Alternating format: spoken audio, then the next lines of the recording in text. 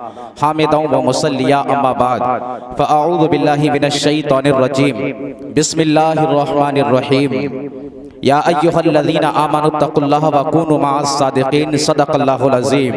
واہ کیا مرتبہ اے غوث ہے والا تیرا، اونچے اونچوں کے سروں سے ہے قدم آلہ تیرا، کیا دبے جس پہ حمایت کا ہو پنجہ تیرا، شیر کو خطرے میں لاتا نہیں کتا تیرا، قسمیں دے دے کے کھلاتا ہے پلاتا ہے تجھے، پیارا اللہ تیرا چاہنے والا تیرا، تجھ سے در در سے سگ سے ہے مجھ کو نسبت، میری گردن میں بھی ہے دور کا ڈورا تیرا، اور تیری سرکار میں لاتا ہے رضا اس کو شفیع جو میرا غوث ہے اور لاڈلا بیٹا تیرا۔ سنتے ہیں کہ محشر میں صرف ان کی رسائی ہے، گر ان کی رسائی ہے لوتاب تو لگائی ہے، اہل سنت کا ہے بیڑا پار اصحاب حضور، نجم ہے ناؤ ہے اطرت رسول اللہ کی، سبھی حضرات بارگاہ رسالت مآب علیہ السلام میں پڑھیے درود پاک اللہم صلی علی سیدنا و شفیعنا و طبیبنا و کریمنا و مولانا محمد و بارک وسلم، صلو علیہ صلاۃ و سلام علیکہ یا رسول اللہ صلی اللہ تعالی علیہ وسلم۔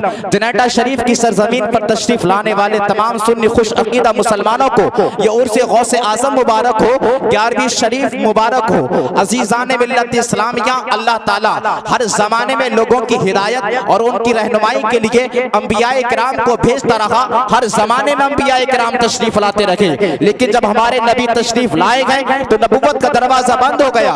میرے آقا خود فرماتے ہیں لا نبی بعدی حتی تقوم الساعہ، میرے بعد کوئی نبی آنے والا نہیں ہے یہاں تک کہ قیامت آ جائے گی، یعنی قیامت تک کوئی نبی آنے والا نہیں ہے۔ اب میرے نبی کے بعد یہی صحرا علماء کے سر سجایا گیا کہ جو پچھلی امتوں میں انبیاء کرام کام کرتے ہوئے آئے تھے، تبلیغ دین کا فریضہ انجام انبیاء کرام نے دیا تھا، لیکن اب میرے مصطفیٰ کی امت کے علماء اس کو انجام دیں گے۔ اور اگر علماء کی صف میں پھر اللہ نے بلند کیا ہے ولیوں کے درجوں کو، اور ولیوں کی صف میں سب سے بلند کیا ہے اللہ تعالیٰ نے حضور غوث اعظم کے درجے کو۔ کون غوث اعظم عبد القادر جیلانی ہے؟ یہ وہی غوث اعظم عبد القادر جیلانی ہے، ایک مرتبہ اپنی خانقاہ کے اندر جلوہ افروز ہے، اسی وقت میں آپ کی بارگاہ میں بادشاہ وقت خلیفہ مستنجد باللہ آپ کی بارگاہ میں چند تحفے لے کر آتا ہے، اشرفیوں کی 2 تھیلیاں آپ کی بارگاہ میں لے کر آیا، اور آنے کے بعد کہتا ہے اے سرکار غوث اعظم میں آپ کی بارگاہ میں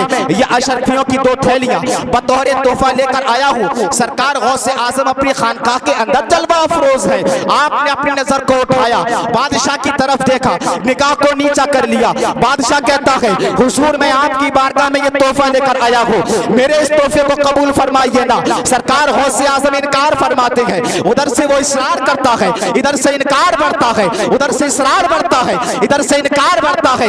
اس اصرار اور انکار کی کشمکش میں سرکار غوث اعظم فرماتے ہیں لا نہیں مانتا ہے۔ آپ نے ایک تھیلی کو دائیں ہاتھ میں لیا، دوسری تھیلی کو بائیں ہاتھ میں لیا، لینے کے بعد دونوں کو دبانا شروع کر دیا، اور کیا ہوتا ہے اچانک جس تھیلی کے اندر اشرفیاں رکھی ہوئی تھی اس کے اندر سے خون ٹپکنے لگا۔ بادشاہ نے جب اتنا دیکھا ہے عرض کرنے لگا حضور میں آپ کی بارگاہ میں یہ تو تحفے کے طور پر لے کر آیا تھا، لیکن یہ تو عجیب منظر میں دیکھ رہا ہوں کہ ان کے اندر سے خون نکلنے لگا ہے۔ سرکار غوث اعظم فرماتے ہیں جا چلا جا، یاد رکھ تو بادشاہ وقت ہے، لیکن وہ سرکار غوث اعظم ہے جو بادشاہوں کے دروں کی غلامی نہیں بلکہ بادشاہ ان کے دروں کی غلامی کیا کرتے گئے، جو کسی مالداروں کے آگے جھکنے والا نہیں۔ حضور غوث اعظم فرماتے ہیں تو بادشاہ وقت ہے، غریبوں کا خون چوستا ہے، تو میری بارگاہ میں اس کو تحفے کے طور پر لے کر آیا ہے، جا چلا جا۔ ایسے تحفے کی عبد القادر کو ضرورت ہی نہیں ہے کہ جس کے اندر غریبوں کا خون شامل ہو۔ یہ وہ غوث اعظم عبد القادر جیلانی ہے۔ 11ویں شریف میں تشریف لانے والے سنی خوش عقیدہ مسلمانوں، ہم 11ویں مناتے ہیں، لیکن غوث اعظم کی تعلیمات کو یاد رکھیے گا کہ کسی حرام کام سے کوئی صدقہ قبول نہیں کیا جاتا ہے۔ ترمذی شریف کی حدیث پاک ہے، اللہ کے رسول فرماتے ہیں لا تقبل صلاۃ بغیر طہور ولا تقبل صلاۃ بغیر طہور ولا تقبل صدقۃ من غلول۔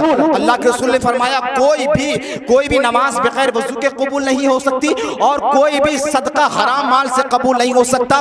سنی خوش عقیدہ مسلمانوں، رزق حلال کمائیے اور انشاءاللہ اس خانقاہ سے یہ پیغام لے کر جائیے جو اعلیٰ حضرت امام احمد رضا نے دیا ہے، اہل سنت کا ہے بیڑا پار، اصحاب حضور نجم ہے ناؤ ہے اطرت رسول اللہ کی۔ الحمدللہ ہم اہل سنت ہیں، ہم صحابہ کے دامن کو ایک ہاتھ میں رکھتے ہیں تو دوسرے ہاتھ میں اہل بیت کے دامن دامن کو رکھتے ہیں. ایک ہاتھ میں اہل بیت کا دامن ہے تو دوسرے ہاتھ میں صحابہ کا دامن ہے. اور یاد رکھو اس دور میں حضرت مولانا سلمان صاحب نے خطاب کیا ایمان کی حفاظت ہمارے لیے بہت ضروری ہے. میں کہنا چاہتا ہوں اپنی بچیوں کو جس دور میں اغیار کی جو نظر ہے اور ان خانقاہوں سے پیغام جانا چاہیے. حضرت بس صرف ایک منٹ کہ ان خانقاہوں سے یہ پیغام جانا چاہیے کہ آج کے دور میں مسلمانوں کو کمزور کرنے کی جو سازشیں غیروں کی جانب سے چل رہی ہیں اس دور میں یہاں پر کثیر مجمع ہے. میں آپ سے کہنا چاہوں گا اپنی بچیوں کو فتنہ ارتداد سے بچائیے. جس طریقے سے ہماری بچیوں کو آج ارتداد کے گڈھے میں جھونکا جا رہا ہے نہ جانے کتنے غیر مسلم ان کو عشق اور محبت کے جھانسے میں پھنسا رہے ہیں. یاد رکھو ان کو بتائیے بیٹی یہ راستہ صحیح راستہ نہیں ہے کیونکہ یہ ہمارے لیے ضروری ہے اور یہ پیغام قوم کے لیے ضروری ہے. اپنی شادیوں کو سستا کیجئے, جہیز کی ڈیمانڈ کو بند کیجئے. اسی وجہ سے آج ہماری بچیاں مرتد ہو رہی ہیں, آج غیروں کے دامن میں جا کر بیٹھ رہی ہیں. قسم خدا کی عزت و جلال کی جب کوئی خبر ایسی سننے میں آتی ہے تو دل ہوتا ہے, دل خون کے آنسو ہوا کرتا ہے. ایسے خانقاہوں سے ان پیغام کو جانا چاہیے. اللہ ہم کو عمل کی توفیق عطا فرمائے. واہ کیا مرتبہ اے غوث ہے والا تیرا, اونچے اونچوں کے سروں سے ہے قدم آلہ تیرا. کیا دبے جس پہ حمایت کا ہو پنجہ تیرا, شیر کو خطرے میں لاتا نہیں کتا تیرا.